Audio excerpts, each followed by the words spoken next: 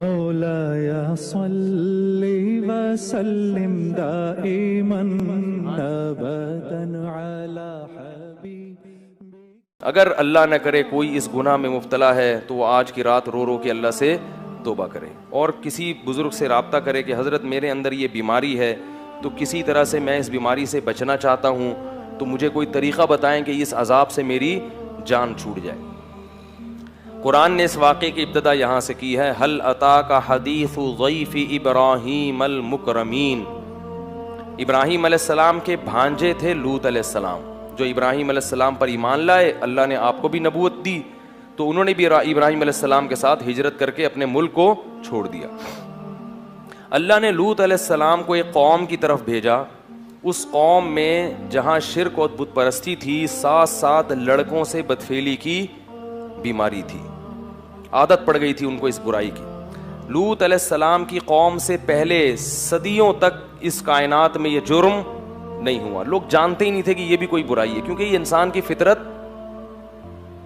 اس کو مانتی نہیں ہے، انسان کو اس طرف اللہ نے رغبت رکھی نہیں ہے۔ یہ جب تک کوئی باقاعدہ عادت نہ ڈالے بری، پڑتی نہیں ہے، یہ خود سے پڑنے والی عادت نہیں ہے۔ جیسے چرس اور ہیروئن خود سے کوئی نہیں پیتا، جب تک کوئی آپ کو پہلی مرتبہ پیشکش نہیں کرے گا، فضائل نہیں سنائے گا، پہلی مرتبہ پیئیں گے، بدبو آئے گی، کھانسی ہوگی، بولیں گے کیا گند پلا دیا، لیکن آہستہ آہستہ اس گند سے طبیعت کیا ہوتی ہے؟ مانوس۔ شراب بھی ایسے ہی ہے، بدبودار چیز ہے، شرابی کے منہ سے بدبو آتی ہے، لیکن انسان یہ سوچ کے بتکلف پیتا ہے کہ دیکھیں، کر کے دیکھیں ہوتا کیا ہے۔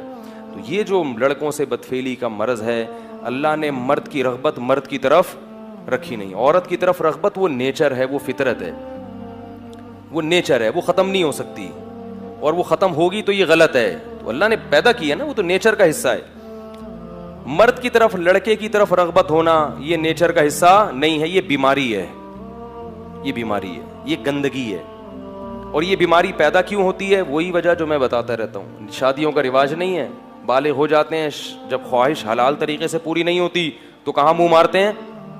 جیسے ایک آدمی کو حلال روٹی نہیں ملے گی کھانے کے لیے تو کچرے میں سے جو ملے گا اٹھا کے کھا لے گا، تو یہی حال ہوتا ہے کہ گند میں منہ مارتا ہے اور پھر اس گندگی کی عادت پڑ جاتی ہے۔